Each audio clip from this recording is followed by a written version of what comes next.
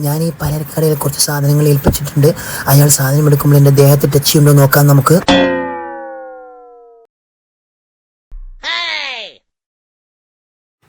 അയാൾ ആ സാധനം തന്നപ്പോൾ എൻ്റെ കൈ കയറി പിടിച്ചു. പ്രതികരിക്കണം, ജനങ്ങൾ പ്രതികരിക്കണം. ഞാനേ മുട്ടിങ്ങനെ നിൽക്കായിരുന്നു ഒന്ന് പ്രതികരിക്കാൻ വേണ്ടിയിട്ട്. അന്നെപ്പോലത്തെ കുറെ എണ്ണുണ്ട് കുടുംബത്തിൽ പറക്കാത്ത മൊബൈലും തൂക്കി പിടിച്ചുങ്ങാണ്ട് റീച്ചിനും വേണ്ടിങ്ങാണ്ട് ആണുങ്ങളെ മാനം കളയാൻ വേണ്ടിയിട്ട്. ആണുങ്ങൾക്കുണ്ടടി അഭിമാനമൊക്കെ, അവർക്കുണ്ട് അമ്മയും പെങ്ങന്മാരും കുട്ടികളൊക്കെ. ഇനി ഇമ്മാരി ചറ്റത്തരം ഞങ്ങൾ ആണുങ്ങൾ വെച്ചു പൊറപ്പിക്കൂല. എവിടെ കണ്ടാലും ഞങ്ങൾ പ്രതികരിക്കും.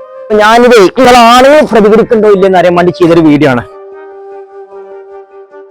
പെണ്ണിനൊരു പ്രശ്നം വന്നു കഴിഞ്ഞാല് എല്ലാ പെണ്ണുങ്ങളും ഓളെ കൂടെ നിൽക്കും.